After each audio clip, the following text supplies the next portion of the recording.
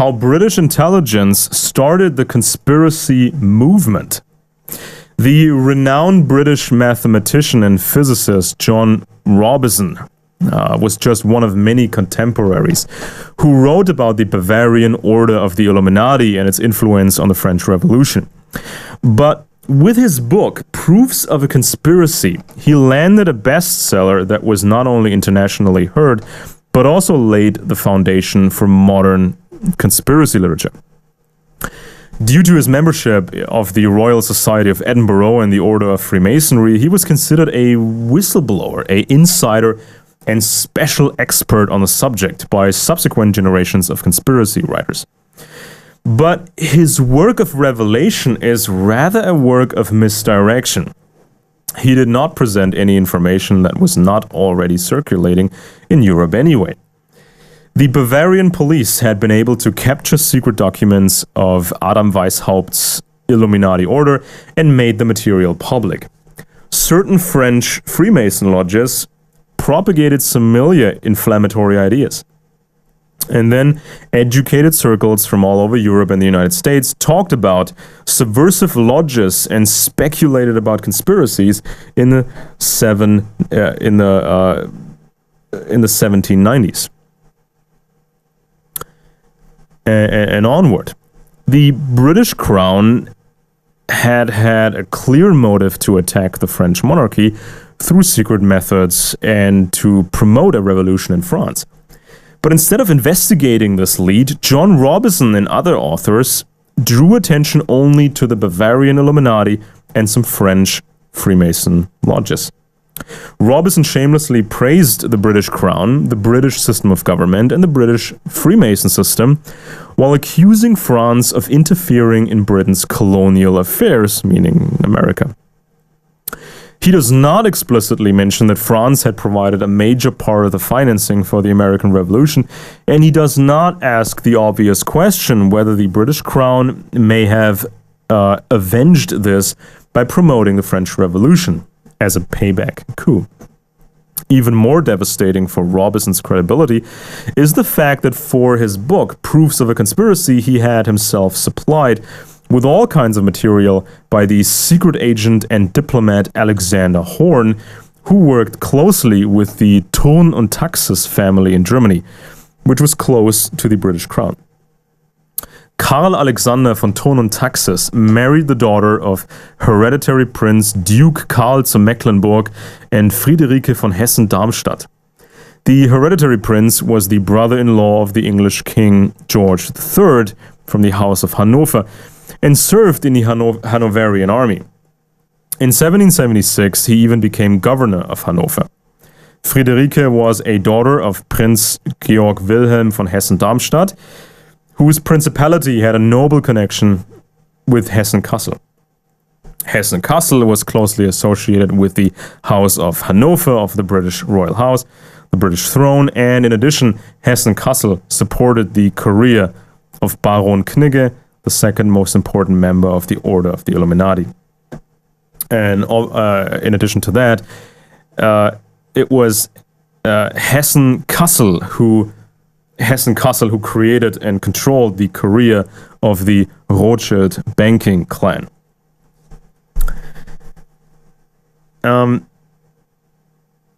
So, Hessen-Kassel supported the career of Baron Knigge, second most important member of the Order of the Illuminati, or formerly second most important member. Weishaupt himself fled Bavaria to Saxony-Gotha-Altenburg, which was connected to the British throne. In 1771, Landgraf Friedrich von Hessen-Kassel made the young etiquette court squire an assessor of the war and domain chamber at Kassel. The second wife of the Landgraf is said to have even arranged a wife for Knigge. Even after his Illuminati period, jobs were entrusted to him, such as the position of chief of the British Hanoverian government. These players were all part of intelligence activities. Karl Alexander von Thurn und Taxis was the second Grand Master of the Freemason Grand Lodge, the Growing to the Three Keys, and in 1806, the English Grand Master made him Provincial Grand Master of Bavaria. Against this background, Robison's book, Proofs of a Conspiracy, seems highly suspect, for such an intelligent scientist should have been able, at the time, to trace the Bavarian Order of the Illuminati back to Britain's crown. In the foreword to his book, he explains that in his English homeland he had gained many harmless and rather boring experiences in Freemasonry lodges. But in lodges on the European mainland, he experienced things which, in his opinion, did not belong at all in the system of Freemasonry.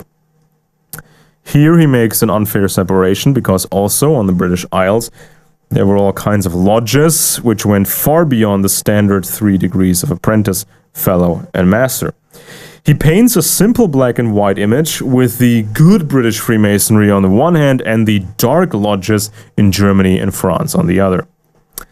According to Robison, a friend later gave him several German publications from the series Religionsbegebenheiten, which addressed the divisions among the Freemasons. Robison visited lodges in the French city of Liège, in Berlin, Königsberg, where he was met with enthusiasm and where he was promised great progress in his Freemasonry career. However, the contents offered and promised new degrees were too irrational, too frivolous, too fanatical, too expensive, and too time-consuming for him, or so he claims. Throughout Europe, according to Robison, Freemasons were increasingly indulging in weird and fanatical ideas. Of course, there were also plans for revolution to overthrow the French monarchy, disguised with enlightened ideals, and it would have been easy for British secret services to infiltrate the milieu and become active there. Being a Freemason did not automatically mean belonging to a conspiracy, so it cannot simply be said that the Freemasons instigated the French Revolution. Freemasonry was simply a vehicle, an upper-class milieu used by intelligence agents. Robison favored the bland, basic Freemason system with 3 degrees in Britain.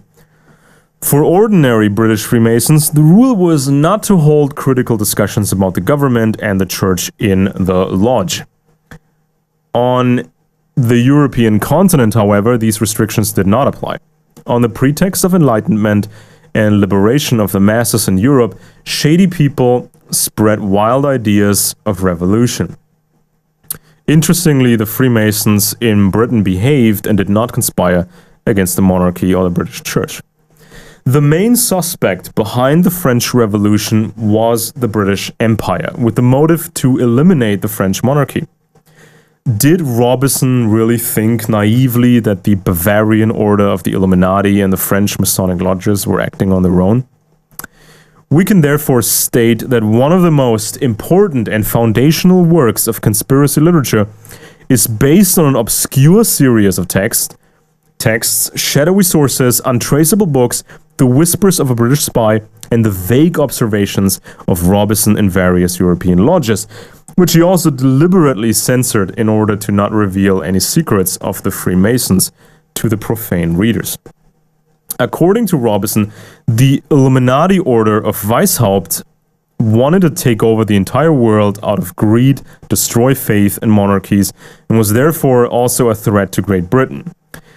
But it was absurd to think that a university professor like Weishaupt could have built an enormous organization without a powerful secret service or state behind him. The British king at the time was George III, and he came from the British-German House of Hanover. The first 2 Hanover regents on the English throne, George I and George II, were even born in the German city of Hanover.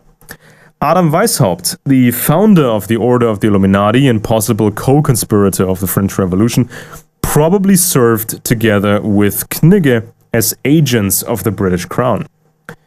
Weishaupt finally fled from the Bavarian government to Sachsen-Gotha-Altenburg, which later became Sachsen-Coburg-Gotha, and monarchs from the Hanover line ruled over the British Empire until Queen Victoria died in 1901, and the throne then passed seamlessly over to her eldest son, Edward VII of the House of Sachsen-Coburg and Gotha.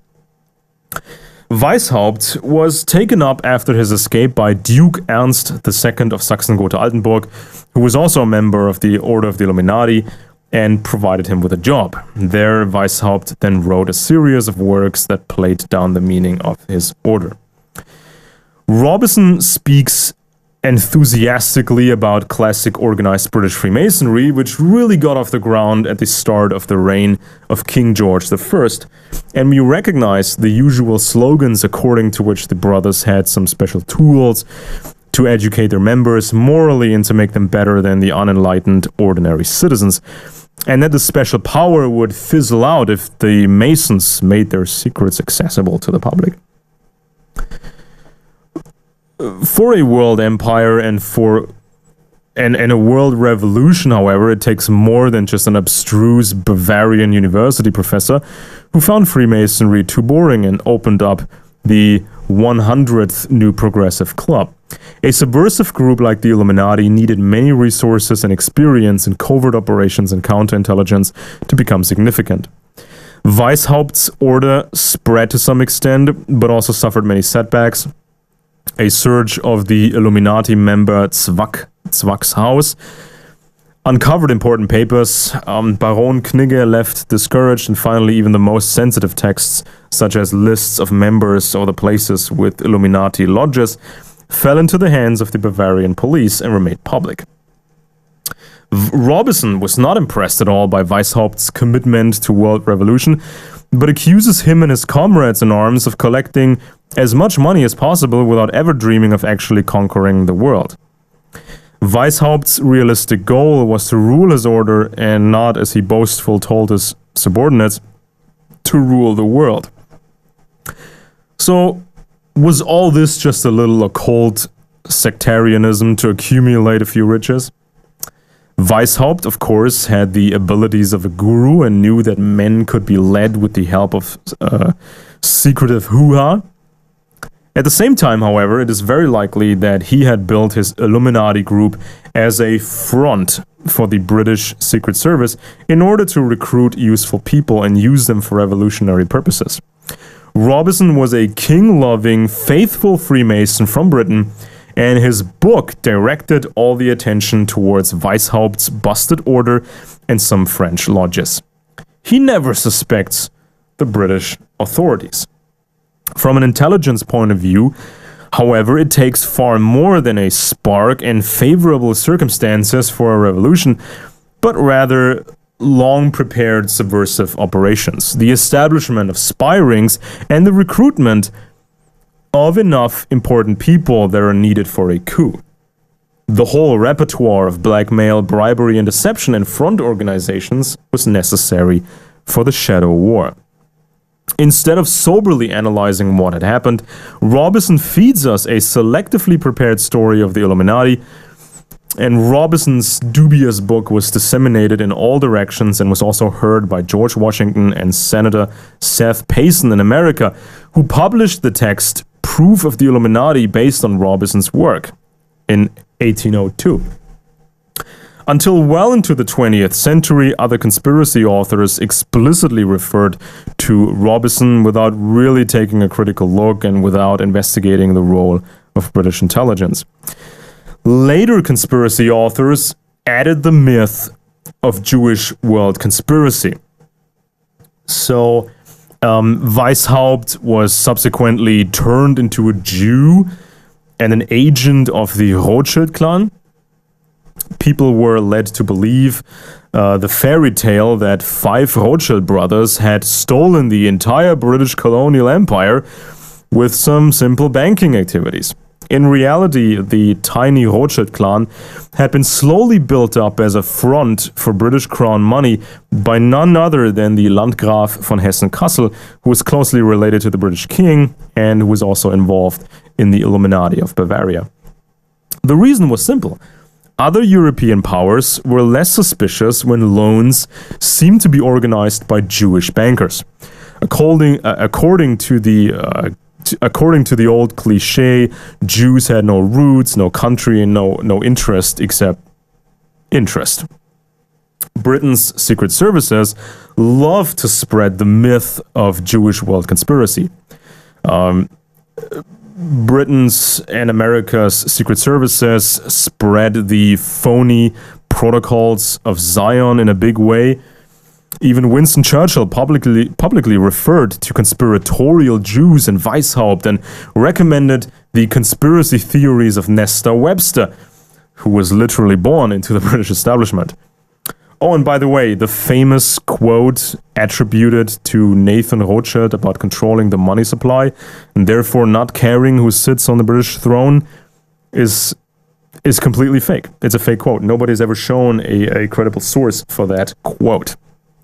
So, if you want to look further into the actual history of the House of Rothschild, I refer you to an earlier video on my channel.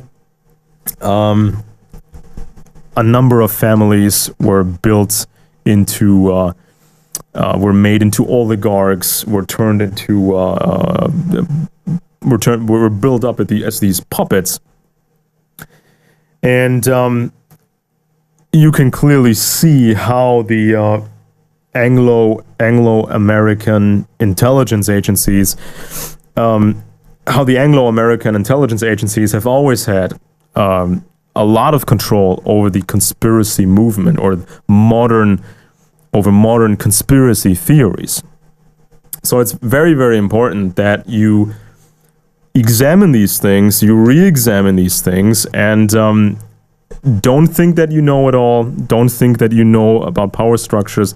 Don't think that you know about intelligence agencies when all you've done is consuming material from the conspiracy media. Classic conspiracy media is full of bad information, full of misinformation, and every particular type of misinformation is always viciously guarded by hatred and cold mechanisms. So, for example, if you don't believe that five Rothschild brothers stole the entire colonial British Empire, you will get labeled a Zionist agent. If you don't believe that, if you don't believe that shape-shifting reptilians run this world, you will get called a shape-shifting reptilian. If you don't believe that, the Vatican is running the world and everything in the world, you will get branded a Vatican conspirator, and so on and so forth. So, just start reading, okay? Start reading quality books.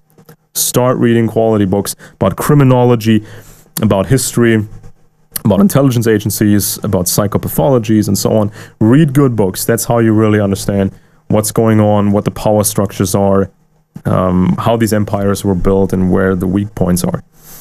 If you stick to classic conspiracy media, you will isolate yourself, you will only preach to the choir, you will discredit yourself, and you will end up in some type of political extremism. And then you will fight with other people, you will fight with the left, you will fight with people from the political center, and you will fight and fight forever with these normal folks out there. You will fight with Jews, and you will spend so much time fighting all these normal people that you will have basically no time to actually understand and fight the empires in the world. And if you stick to classic conspiracy media, you will also never understand the true relationship shared by the three superpowers, the common roots shared by these three superpowers, and the intelligence and family ties. I'll get into that in subsequent videos and ebooks, and you can check that stuff out for yourself. Please comment down below, please subscribe to this channel, and support us on Patreon.